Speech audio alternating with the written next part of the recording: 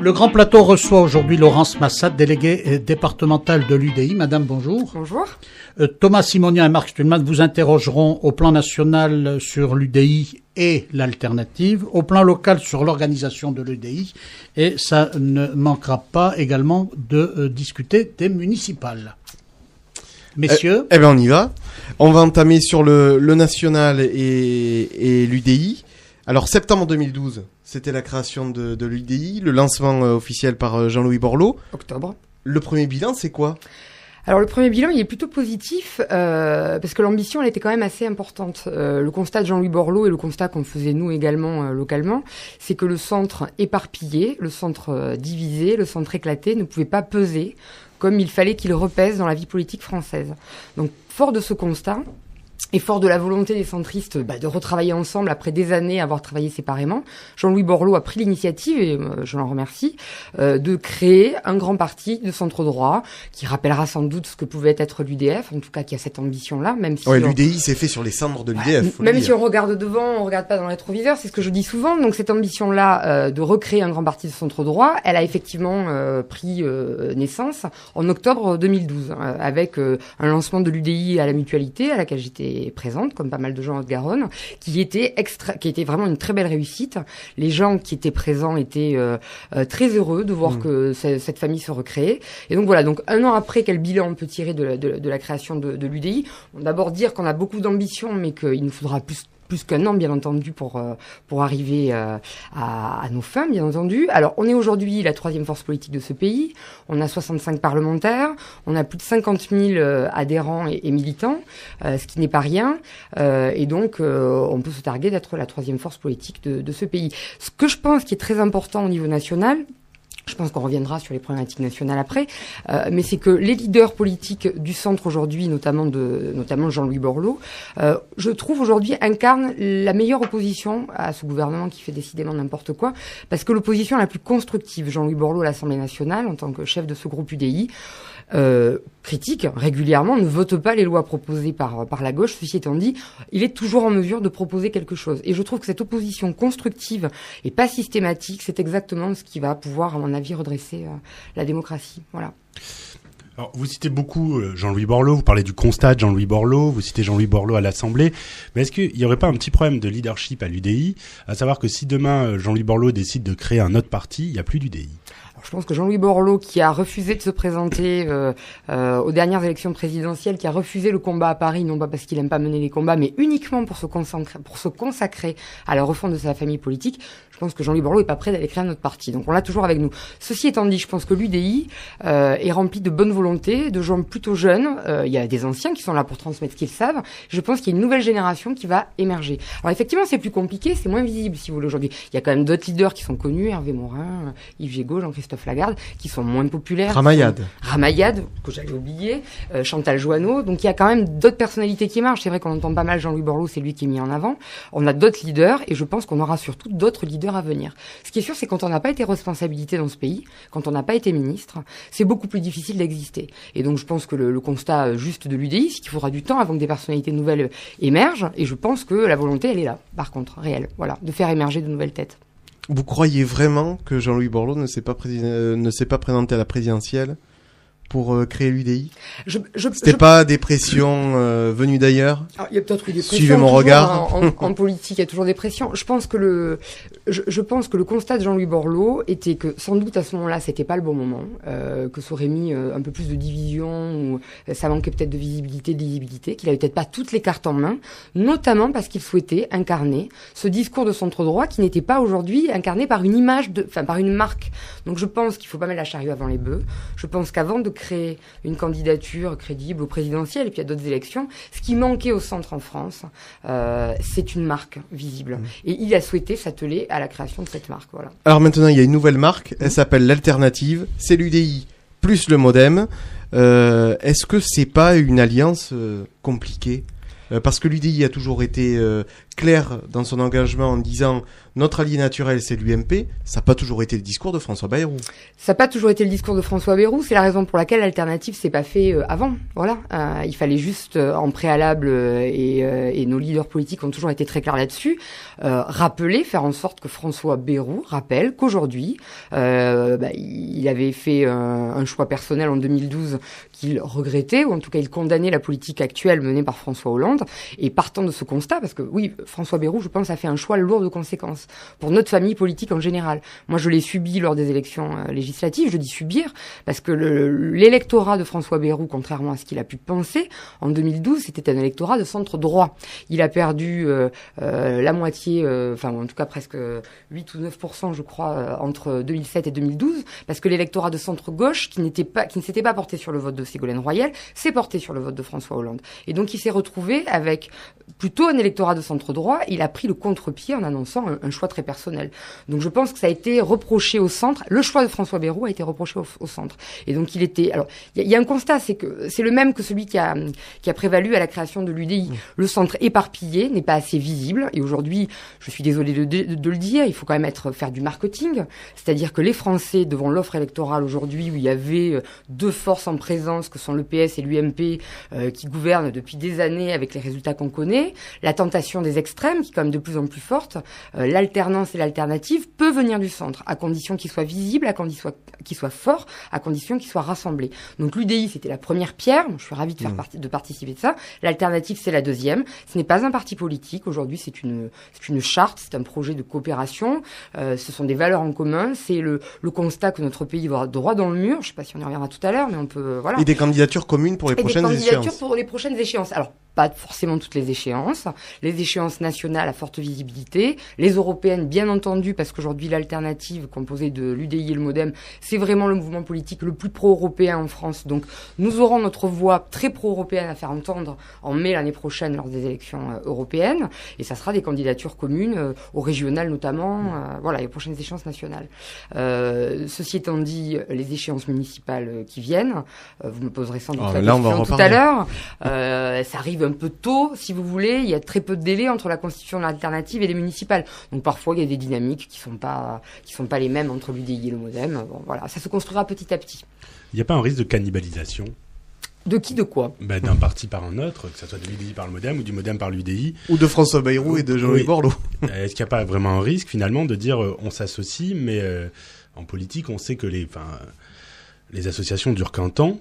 Et est-ce qu'il n'y a pas un vrai risque de, finalement, est-ce que c'est pas le préquel avant le grand parti du centre qui aura fusionné tous les partis du centre? Alors, peut-être qu'à terme, on arrivera à une fusion des partis, pourquoi pas? Enfin, je pense que chaque chose en son temps. Aujourd'hui, on est dans une phase où il y a déjà l'UDI qui s'est reconstituée, qui n'a qu'un an. Enfin, regardons un peu derrière, c'est quand même très court, un an et je trouve qu'en un an, on a quand même l'UDI à gagner la visibilité. Jean-Louis Borloo est, dans le top 5 des personnalités politiques préférées des Français. Ramayad également, ça fait 2 leaders de l'UDI.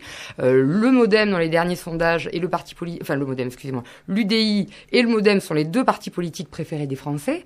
Donc, si vous voulez, aujourd'hui, je pense qu'il y a une forme de crédibilité et d'attente de ce qui est en train de se passer par le centre. Alors, effectivement, la cannibalisation, je comprends votre question. Ceci étant dit, nous, de l'intérieur, on la voit pas vraiment. C'est-à-dire qu'on voit... Moi, j'entends quand même sur le terrain les voix des gens du centre droit qui s'élèvent en disant « Attention, François Bayrou, il a appelé à voter François Hollande.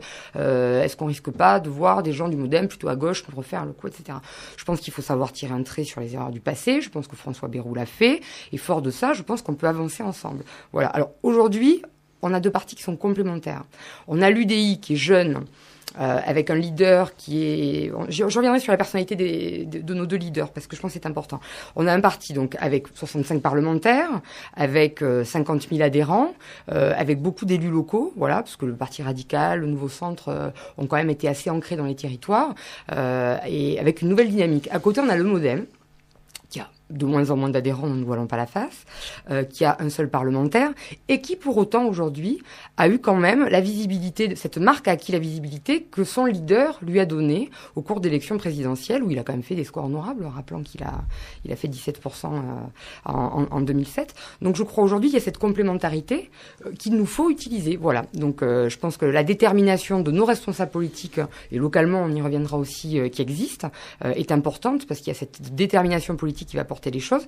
Après, je reviens sur les personnalités des deux hommes. Vous dites cannibalisation. Effectivement, on sait que François Bayrou évoque souvent sa destinée nationale. C'est moins le cas de Jean-Louis Borloo. Donc je pense qu'on est en face de deux personnalités très complémentaires qui peut-être pour la première fois, en tout cas c'est ce que j'en comprends et ce que j'espère, ont compris qu'il valait mieux avancer à deux en étant conscient de ses forces et faiblesses respectives, en faisant un mariage aussi de raisons constructives, plutôt que d'essayer justement de se cannibaliser. Donc on a une personnalité de François Bayrou, qui est quelqu'un qui fait, je trouve, de très bons diagnostics, qui pose de très bonnes analyses sur l'état de ce pays, quelqu'un qui a une forme de charisme, qui est un très bon orateur, et à côté on a un Jean-Louis Borloo, plus nerveux, plus vif, mais c'est un bâtisseur. C'est quelqu'un qui a toujours mené à bout les combats qu'il a menés, que ce soit à Valenciennes, que ce soit en tant que ministre de l'Environnement. Donc c'est quelqu'un qui a cette détermination, et c'est quelqu'un qui a un leadership entrepreneurial. Et je pense que la complémentarité de ces deux hommes peut aussi fonctionner en politique. Voilà. Certes, en tout cas, j'y crois. Certes, mais ils ont peut-être la même ambition au final. C'est aussi ça la question. Alors, mais l'ambition au final d'être président de la République, heureusement aussi que les partis sont pas que des écuries présidentielles. On a d'autres combats politiques que celui en 2017. Quand je vous disais qu'il y a une marque à créer, c'est qu'elle nous a fait tellement défaut dans les années précédentes qu'il faut absolument recréer les bases et les conditions objectives des succès à venir électoraux que nous souhaitons. Et donc, si aujourd'hui on ne regarde qu'en 2017 en se disant oh là là, ils vont se faire concurrence, d'abord, je mets au défi quiconque de me dire ce qui va se passer en 2017, parce que de toute façon, on sait toujours que ça se passe jamais comme on a prévu. Donc, ces combats-là sont loin. D'ici là, on a 2 années d'échéance électorale qui arrivent, 2014-2015, avec vraiment des combats électoraux importants pour le centre, et pour la reconquête dans ce pays, puisque ça va passer par les territoires. Et donc, je pense que avoir une marque commune, avoir des valeurs communes, cette charte commune, travailler ensemble, ne peut que nous aider. Voilà. Alors, une question volontairement provocante, mais dans une France qui vieillit et qui se paupérise, est-ce qu'il y a encore une place pour le centre ? Oui, la réponse est oui, et la réponse est plus que jamais oui. Il y a une réponse pour le centre. Je pense que, je vais vous le dire, alors, on peut faire un constat, moi je fais un constat assez critique et assez dramatique, même si je suis une grande positiviste et optimiste sur l'état de notre pays. D'abord, je ne sais pas où va ce gouvernement, mais je pense que la majorité des Français, même ceux qui ont voté pour François Hollande, ne savent pas où ils vont. Donc voilà, aujourd'hui, on a quelqu'un qui était, moi, président, je ferai tout un tas de trucs, 60 engagements. On lance des réformes à tout va, sans aucune visibilité. Il n'y a aucune visibilité. Il n'y a pas de cap. On a l'impression qu'il n'y a pas de sérieux. Alors là, maintenant, avant-hier, c'était le rapport sur l'intégration. Il y a un mois, c'était Leonarda. On a l'impression d'une improvisation totale. Et je pense que les Français, ils ont besoin de cap. Les Français, aujourd'hui, sont soucieux, sont inquiets. Il faut l'entendre. Je pense que notre pays traverse une crise extrêmement forte. Une crise économique, ça c'est évident. Une crise civique, une crise morale, une crise sociale. Et je pense qu'il est primordial que les hommes et les femmes politiques qui nous gouvernent se remettent en question, si vous voulez. Aujourd'hui, moi, je suis de centre droit, donc je crois à ma famille politique du centre, mais je suis capable aussi de faire la critique et l'autocritique de ce que ma famille politique a fait, parce qu'elle a quand même gouverné la France la moitié de ces 30 dernières années. Aujourd'hui, le constat, il est sans appel quand on regarde les chiffres. On a une dette publique qui va approcher les 2000 milliards d'euros, soit 95% du PIB. Personne ne s'y est vraiment attelé. On a une dépense publique qui est toujours supérieure aux recettes qu'on a. Donc on a d'au moins 3-4%. Donc aujourd'hui, on a un taux, je crois, on a atteint 57% de dépenses publiques, ce qui fait de nous le leader européen dans le genre. Et pour autant, est-ce que les services publics sont mieux rendus ? Est-ce que les gens sont plus aidés ? La réponse est clairement non.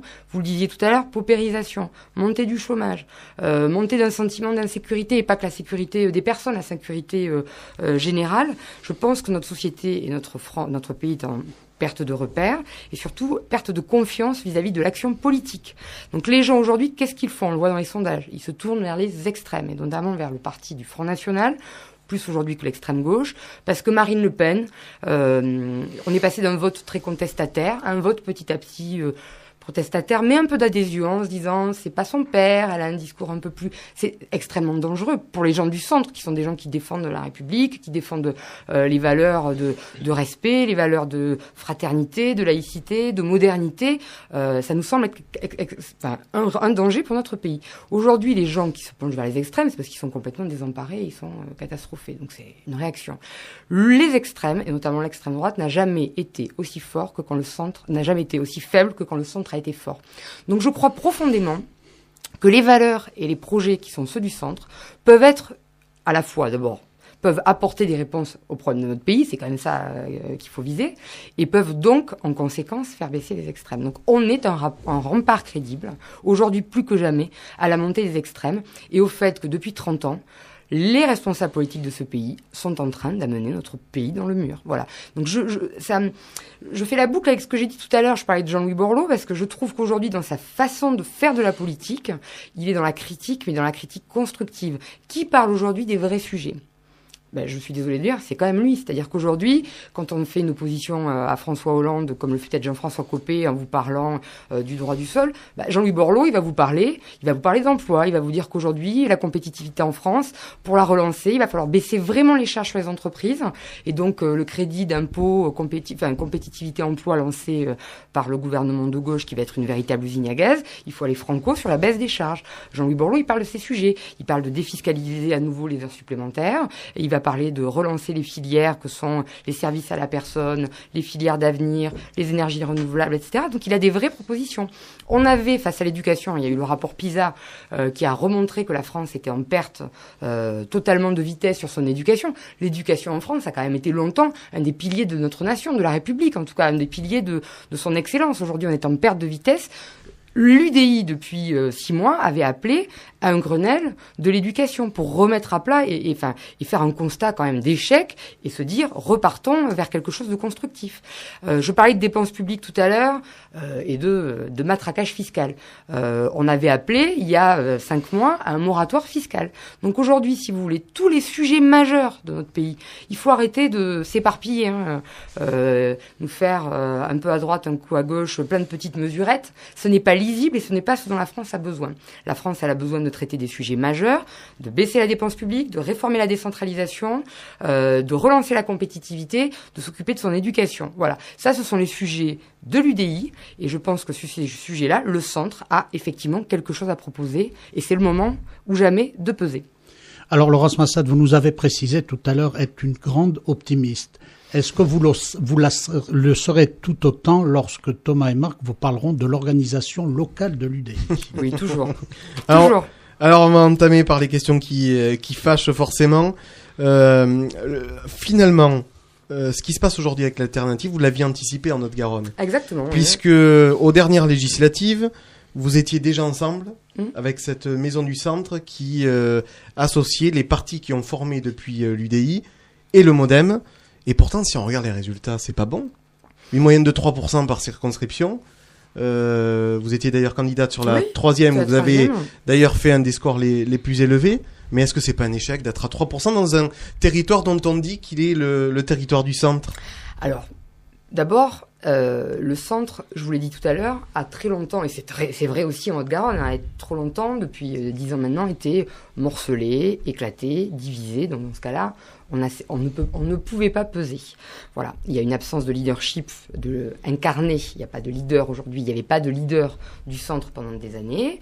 Ce qui a expliqué aussi le fait que c'était compliqué. Il n'y avait pas de marque centriste. Donc quand vous prenez plein de petits partis, moi je suis au parti radical toujours, le nouveau centre, l'Alliance centriste, la gauche moderne, franchement, je mets à défi quiconque dans la population de comprendre ce qu'on était en train de faire avec tous nos petits partis. Mais ça veut dire quoi depuis Dominique Baudis et Marc Sancy, le centre était perdu ? Le centre était perdu, le centre était moins visible. Et je vais vous dire autre chose, c'est que je pense que il y a l'UMP qui est passé par là. Voilà, l'UMP avec sa volonté d'être un grand parti qui rassemblait. L'UMP s'est créé sur cette ambition, rassembler dans un parti unique le centre et la droite républicaine en France.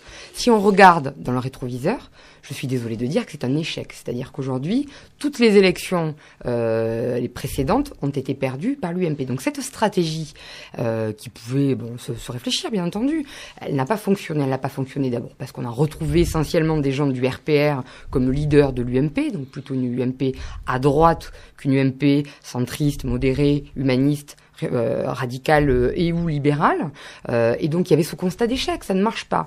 Donc avoir que le centre et la droite en France retrouvent 2 pieds forts pour marcher ensemble et reconquérir et regagner des élections, c'est un préalable, c'est un prérequis, c'est la démarche de l'UDI et la démarche de l'alternative. Tout ça pour dire que, après des années où il y a eu l'UMP comme famille qui rassemblait les centristes à l'époque, mais qui n'a pas fonctionné. Des partis du centre éclatés, une absence de leadership de cette famille qui était divisée.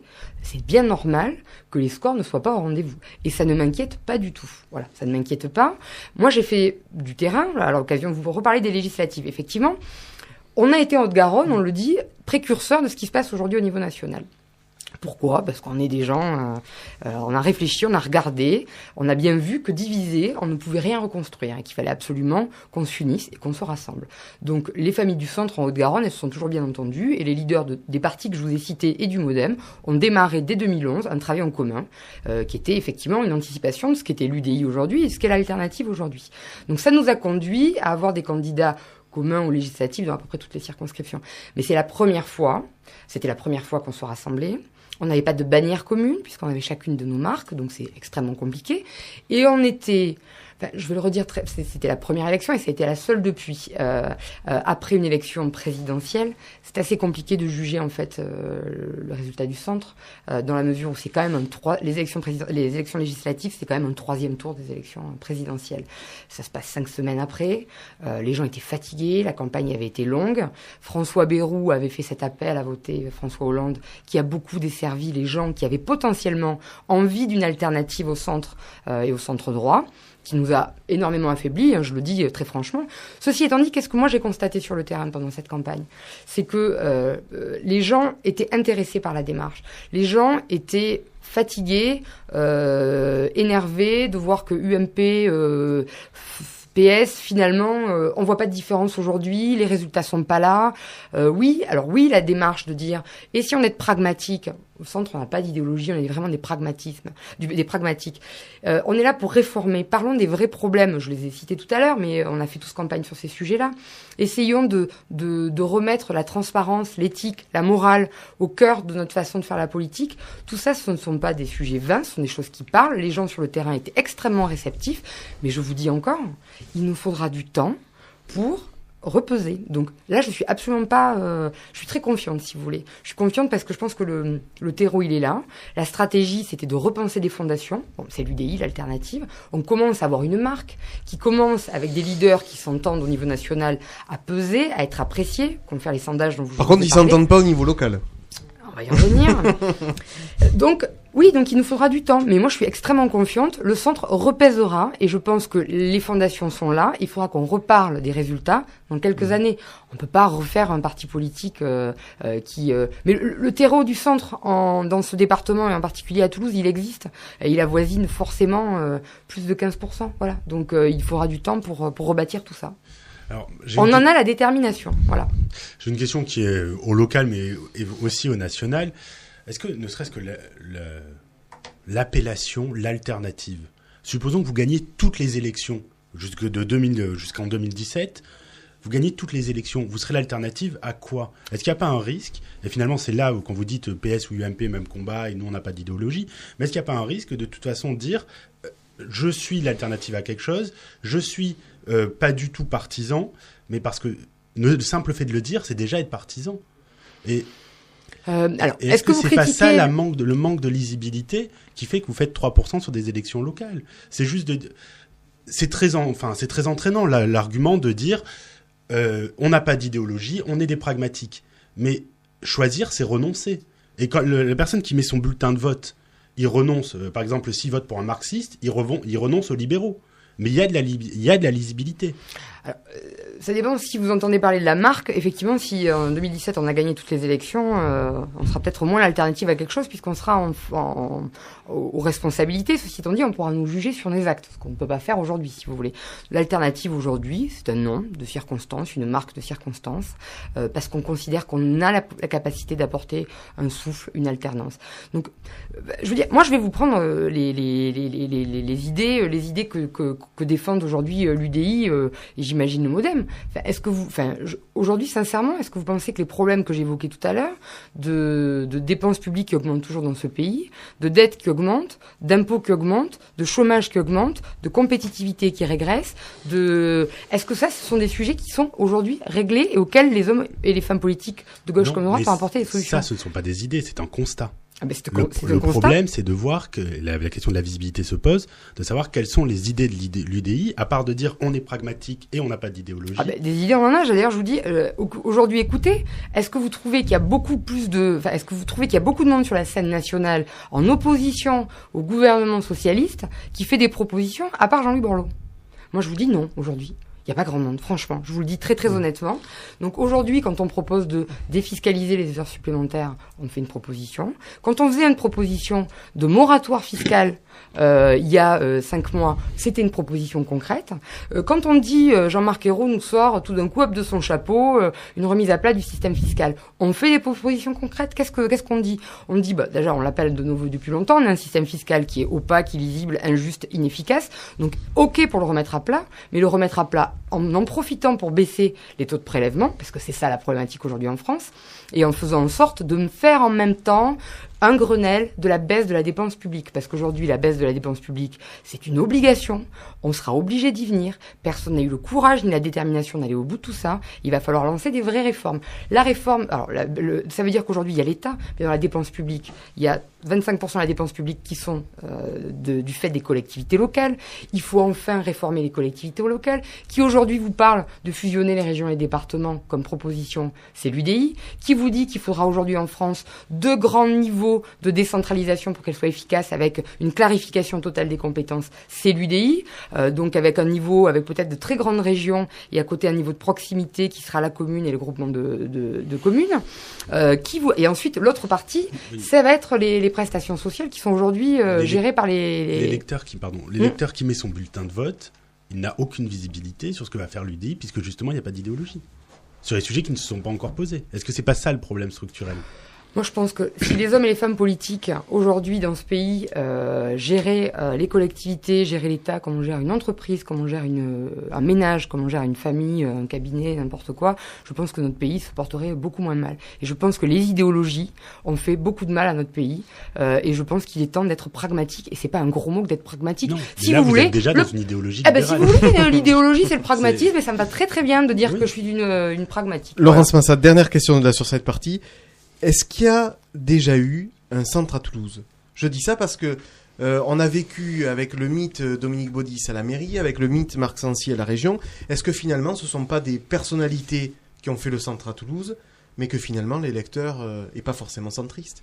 Est-ce que est-ce qu'il n'y a pas un fantasme de dire vous avez raison de poser le la ville est-elle centriste? Voilà, c'est ça la question. Vous avez raison de poser le constat. Ce qui est sûr, c'est que cette ville a profondément changé en 20 ans. D'abord, le fait de sa démographie, on a tellement de nouveaux arrivants que l'électorat et l'identité, les gens qui forment l'identité de cette ville a forcément changé. C'est très bien, mais c'est un constat. On est passé d'un village à une grande métropole. Voilà, c'est un fait. Dans un village, il y a effectivement la personnalité d'un homme politique qui va compter. Dans une métropole, je pense qu'on est de plus en plus confronté à Toulouse à des votes plus politiques, plus politisés, avec un vote clairement beaucoup plus à gauche. C'est un constat. Ceci étant dit, la constante à Toulouse, c'est quand même que c'est une ville, même si elle s'est un peu plus politisée, on a quand même des gens qui sont plutôt des modérés, des humanistes. C'est une ville qui incarne le fondement même de ce que sont les radicaux aujourd'hui, si vous voulez. Et on a des gens qui sont justement très très loin des idéologies. Donc je pense que la ville a quand même été gouvernée pendant plus de 30 ans au centre, c'est un fait, à part des leaders centristes, si vous voulez. Donc je pense qu'il y a quand même ce terreau qu'il nous faut retravailler. Ceci étant dit, les choses ont quand même changé depuis, et donc il ne faut pas se voiler la face sur le fait que cette ville est quand même basculée largement. On le voit à toutes les élections nationales, plutôt à gauche. Voilà, Laurence Massat, nous allons être très centristes dans notre démarche, puisqu'à 11h30, on va vous proposer une pause musicale. Très bien. Voilà, nous revenons en plateau pour raccueillir Laurence Massat, déléguée départementale de l'UDI. J'allais dire, et si on parlait municipal, est-ce que cela vous étonnerait? Pas du tout, c'est la prochaine échéance électorale, donc on va en parler. Alors, on va entrer dans le vif du sujet avec la place de l'UDI dans cette campagne qui est un peu floue. L'UDI à Toulouse est avec Christine de Vérac ou avec Jean-Luc Moudenc? Éclairez-nous. Alors, je vais vous éclairer. L'UDI, je vais vous expliquer. Voilà. L'UDI, aujourd'hui, a une candidate investie par le national. Donc, voilà, c'est Christine de Vérac. Donc, l'UDI a une candidate, c'est Christine de Vérac. Donc, Nous avons aujourd'hui assisté la semaine dernière à la présentation de la liste de Jean-Luc Moudingue, dans laquelle, je vais faire l'histoire parce que je pense que c'est là-dessus que vous vouliez m'amener, Thomas. Donc voilà, on va en parler directement. Dans lequel il y a 4 personnes qui ont aujourd'hui leur carte à l'UDI, qui sont donc des adhérents à l'UDI, qui ressortent comme étant donc des soutiens de l'UDI. Donc je vais reclarifier un petit peu les choses. Plus 4 autres qui font partie de l'alternative, qui sont MoDem. Tout à fait. Alors aujourd'hui, je vais quand même vous parler de l'UDI. D'abord pour vous dire ce que je vous ai dit tout à l'heure, que l'alternative était bien déterminée à retravailler, à faire retravailler l'UDI et le MoDem pour les prochaines échéances électorales, mais que le cas des municipales arrivait très tôt dans le calendrier par rapport à la constitution de l'alternative, et donc ce serait sans doute des cas par cas, et que voilà. Donc aux européennes, il y aura des listes alternatives, il y aura aucun problème là-dessus. Les municipales, parfois c'est plus compliqué, voilà. Même si, et je ferme la parenthèse de l'alternative et des municipales, nous travaillons UDI 31, MoDem 31, à des investitures locales sur la Haute-Garonne. La Haute-Garonne, je vous rappelle, c'est 589 communes. Alors certes, il y a Toulouse, mais il y en a 588 autres dont on essaie de s'occuper et sur lesquelles on essaie de faire des investitures communes quand on le peut et quand on a la possibilité de rassembler des équipes qui travaillaient séparément. Et il y a plein d'autres communes dans lesquelles le MoDem et l'UDI étaient déjà rassemblés et des communes dans lesquelles on travaille déjà avec nos partenaires naturels qui sont l'UMP. Voilà, donc il y a ce travail aussi des municipales qui est fait en dehors de Toulouse. Donc pour revenir sur le cas de Toulouse, effectivement, il y a 4 personnes de l'UDI qui sont sur la liste de Jean-Luc Moudingue. Donc je reviens sur ce que j'ai eu l'occasion de redire, qui n'est pas ma position, qui est une position collégiale, partagée. Aujourd'hui, je vais d'abord rappeler, et je vais le faire de façon très solennelle, un préalable dans cette histoire. L'UDI aujourd'hui est un adversaire à Pierre Cohen. Donc notre objectif, c'est de battre Pierre Cohen. Voilà, donc que les choses soient très claires.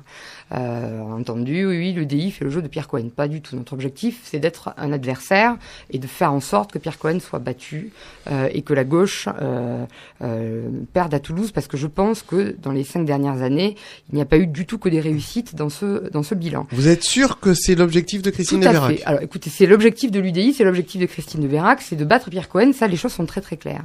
Ceci étant dit, là, je vous parlais un petit peu de stratégie politique. L'UDI, le partenaire naturel de l'UDI, on l'aurait dit tout souvent, c'est l'UMP. Ceci étant dit, nous ne sommes pas sous la coupe de l'UMP. Nous entendons être autonomes, être indépendants, travailler avec l'UMP sur des bases constructives. Donc la question entre des partenaires politiques qui se posent à des élections, à 2 tours, c'est de toujours savoir, et les choses se posent de façon très constructive, c'est de savoir, faut-il faire une alliance avant le premier tour, ou faut-il faire une alliance entre les 2 tours ? Et je pense que je le rappelle parce que c'est un débat qui a été extrêmement passionné, qui a énormément passionné les médias notamment. C'est quelque chose qui est assez clivant, mais la question, elle est assez simple en fait. Et je pense qu'on est en mesure de la poser sans pour autant provoquer des débats passionnés. Donc il se trouve qu'aujourd'hui, nous avons discuté, bien entendu, avec Jean-Luc Moudingue, c'était logique. Toutes les familles politiques qui sont appelées à être partenaires, de toute façon, parlent entre eux. Voilà, il n'y a aucun problème. Vous dites que vous discutez, mais il y a beaucoup de rendez-vous avortés. Quand non, même. On discute, on a discuté la seule chose, je vous le redis. L'UDI, aujourd'hui, rappelle de façon collégiale qu'on est un parti autonome, indépendant, qu'on est un partenaire, mais qu'on n'est pas sous la coupe d'eux, on n'est pas inféodé à. Donc on discute, oui, mais dans des conditions constructives, dans des conditions de respect. En l'occurrence, on a une candidate. Les discussions qu'on a pu avoir avec le candidat UMP, qui est Jean-Luc Moudingue, n'ont pas été faites dans des conditions suffisamment constructives pour qu'il y ait un accord avant le premier tour. Voilà, les choses sont dites. Il y a quand même eu, on a passé une année où les choses ont été compliquées. Les municipales à Toulouse, je le redis parce que je le regrette, la municipale à Toulouse a constitué un sujet extrêmement clivant. Parce qu'il y avait les pros ont fait une alliance dès le premier tour, et les pros, si l'UDI entend dès les premières échéances électorales ne pas exister, ne pas être autonome, ne pas faire entendre sa voix, nous reproduirons forcément les mêmes erreurs que les partis politiques type le Parti radical, qui ont toujours été des variables d'ajustement de l'UMP, et on donnera moins de lisibilité à cette première échéance qui doit servir aussi de tremplin. Donc il faut comprendre que ces 2 sons de cloche, que ces 2 avis, ce sont des avis sur lesquels on discute, voilà. Au sein de l'UDI 31, au sein de l'UDI national.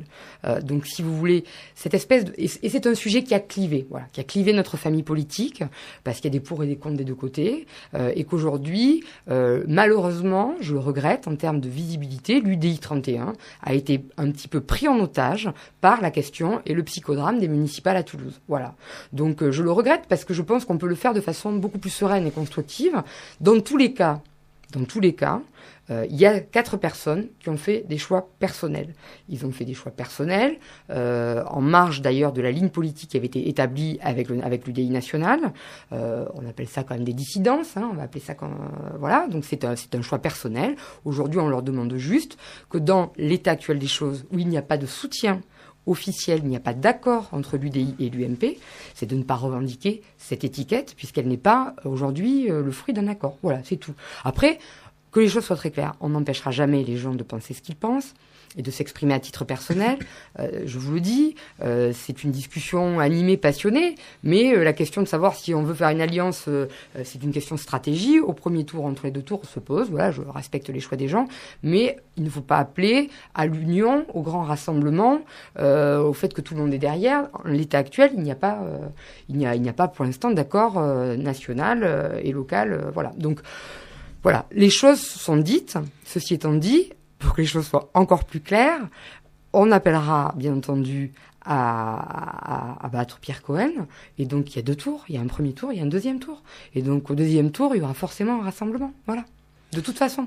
Un rassemblement, qu'on soit bien d'accord, entre Christine de Vérac et Jean-Luc Moudenc, qui sont quand même, on va le dire, les 2 frères ennemis. Enfin, je n'évente aucun secret. Non, vous n'éventez aucun secret vous exagérez, Marc. Vous n'éventez aucun secret. Bon, les 2 personnes. J'ai pas envie de rentrer dans des sujets de personnes parce que je pense que ça n'intéresse pas forcément les gens, si vous voulez. Aujourd'hui, moi, je suis responsable départemental de ce parti politique, en lien avec le national. Et je rappelle juste que on entend faire de la politique autrement. Et pour pas que ce soit des incantations vaines, on entend incarner le fait de faire de la politique autrement.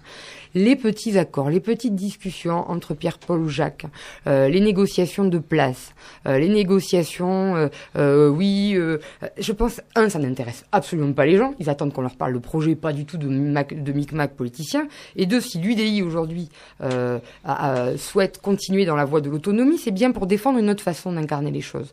Donc aujourd'hui, il y a cet aspect aussi éthique, moral, respect, qui nous paraît être quelque chose d'important. L'UDI n'entend pas être la variable d'ajustement de l'UMP. Et je pense d'ailleurs qu'à terme, cette stratégie, elle sera gagnante pour notre famille politique. Voilà. Je pense, je le redisais tout à l'heure, il faut que le centre et la droite en France aient 2 pieds forts pour marcher.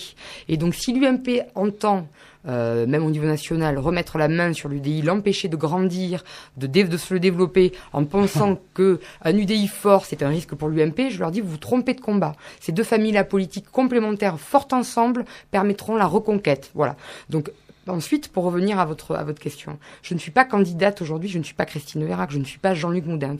Je vous donne la vision du parti que je représente. C'est-à-dire que l'UDI, bien entendu, est un adversaire au Parti socialiste, un adversaire à la gauche, à la majorité de gauche, que ce soit au niveau national, que ce soit au niveau local.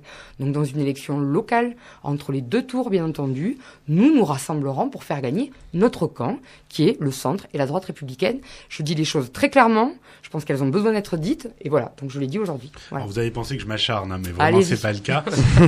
Est-ce qu'il n'y a pas quand même un souci, dans le sens où, donc, les colistiers de Jean-Luc Moudenc qui sont à l'UDI ne doivent pas le dire. Et de l'autre côté, on a Christine de Vérac, sauf erreur de ma part, qui n'affiche pas le logo UDI dans ses affiches. Alors, Christine de Vérac, elle est investie par l'UDI. Maintenant, elle mène sa campagne comme elle l'entend. Donc, d'abord, il faut savoir que les campagnes locales sont souvent des campagnes, de plus en plus, des campagnes désincarnées politiquement.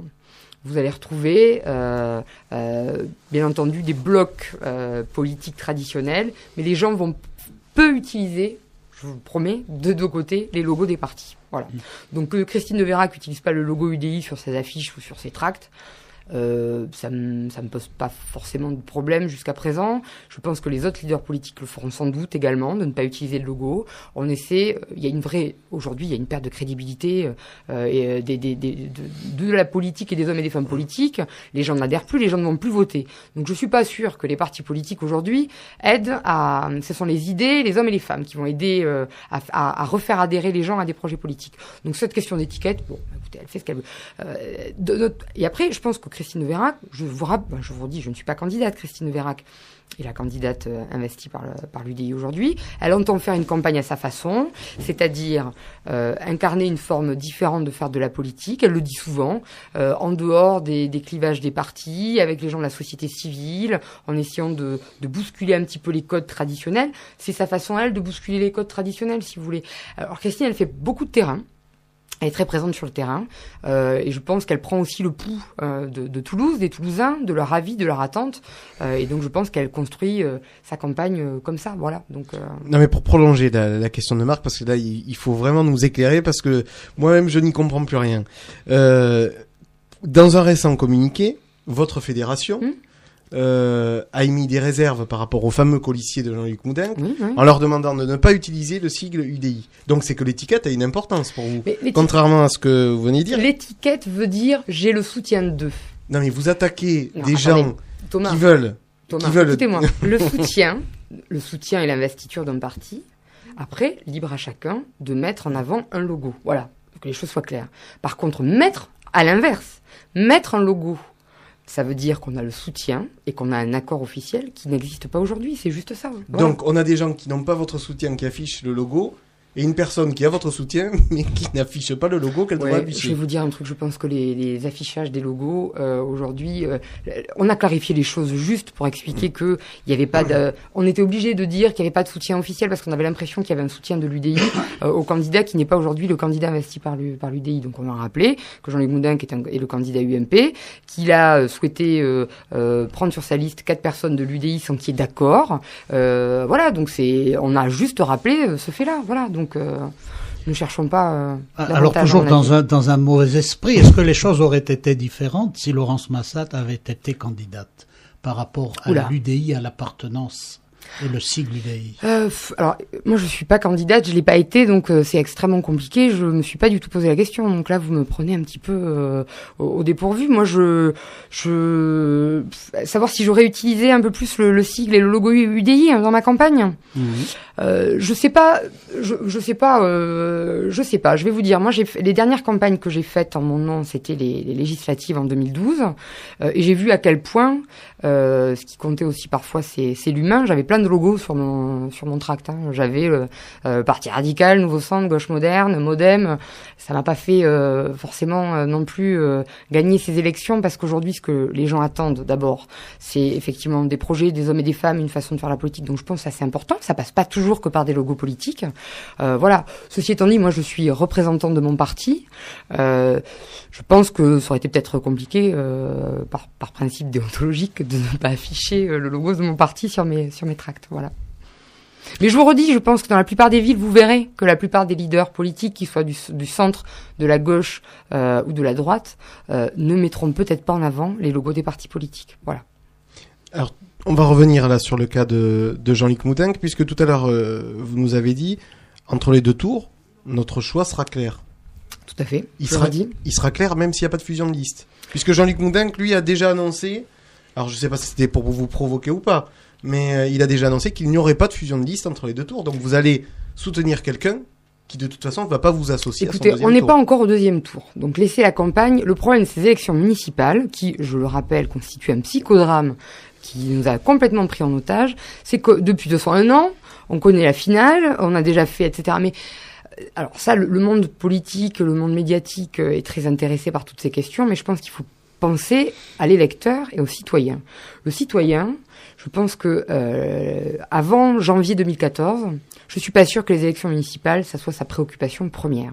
Donc je pense qu'il y a un temps pour les pré-campagnes, et les pré-campagnes, elles sont souvent peu lisibles, peu médiatiques pour les électeurs, et je pense qu'il y a le temps de la vraie campagne. Et donc ne jouons pas la campagne avant qu'elle n'ait démarré. Les campagnes, c'est aussi l'occasion pour des partis jeunes, naissants, en construction, pour des gens qui ont des déficits de notoriété, ce sont des tremplins, c'est-à-dire que c'est une tribune, c'est un moment où on peut se faire entendre, se faire écouter. Donc si vous voulez, il y aura une campagne, on verra ce qui va se passer après la campagne. Ne jouons pas déjà le deuxième tour de toute façon, mais je le redis parce que j'ai trop souvent entendu qu'on voulait faire le jeu de notre adversaire, ce n'est pas vrai. L'UDI, je le rappelle, je suis responsable de ce parti politique, donc je vous dis que l'UDI prendra ses responsabilités, et l'UDI prendra ses responsabilités de faire gagner sa famille politique au deuxième tour. Je ne dis rien d'autre que ce que tous les partenaires politiques ont toujours dit, donc je ne réinvente rien, si vous voulez. Le problème, c'est que, à force de jouer cet antagonisme, Christine de Vérac, Jean-Luc Boudinck, et de parler de ce psychodrame avec effectivement 4 dissidents qui sont partis sur la liste, on oublie juste de rappeler les fondamentaux. On est un parti autonome. 4 dissidents et un seul sénateur centriste, il s'appelle Alain Châtillon, UDI, qui lui aussi a appelé au rassemblement autour de Jean-Luc Boudinck. Oui, je commenterai pas. Oui. Si, il y a, la dernière fois, il y avait une liste sénatoriale, soutenue, celle d'Alain Châtillon, soutenue par ce qui est aujourd'hui devenu l'UMP et l'UDI. Donc Alain Châtillon sait très bien qu'il aura besoin du soutien de l'UMP et de l'UDI pour réasseoir son élection sénatoriale. Et donc voilà, mais je vous redis, au deuxième tour, il y aura une responsabilité de notre famille politique, voilà, et de l'UDI. Le message est assez clair. Qu'en est-il des européennes ? Qu'en est-il des européennes ? C'est une bonne question. Les européennes, ça sera en mai 2014. Je pense que, alors c'est des élections toujours compliquées, les européennes, parce qu'elles sont à la fois dans une dimension régionale, mais tellement large que c'est finalement des élections nationales. Donc aujourd'hui, on est, l'UDI, un parti pro-européen. Avec le MoDem d'ailleurs, alors pour le coup, les sujets européens nous rassemblent complètement. Nous sommes les 2 partis les plus pro-européens en France. Donc cette élection, elle va être déterminante pour nous, pour porter ce sujet et faire entendre notre voix. Ceci étant dit, qu'est-ce que j'anticipe ? J'anticipe que, avec l'état actuel de crise de notre pays, l'Europe, et je le regrette, a beaucoup été montrée du doigt, et c'est un bouc émissaire facile. Je pense que l'état de notre pays, nous le devons à notre pays et pas à l'Europe aujourd'hui. Et je pense que l'Europe aujourd'hui, dans un contexte mondialisé, ça doit être une chance pour la France, une chance de sortir par le haut, une chance de dynamique. Voilà, donc moi je fais partie de ces gens-là, comme la plupart des gens à l'UDI, comme tous les gens à l'UDI qui croient à l'Europe. Je pense qu'on aura des choses à dire. Peut-être qu'il faut réformer l'Europe, il faut la rendre plus lisible, plus intégrée politiquement, plus efficace. Parce qu'aujourd'hui, le citoyen, ça rajoute une couche politique supérieure. Hein. Je vous parlais tout à l'heure du millefeuille territorial. L'Europe, c'est un échelon supplémentaire.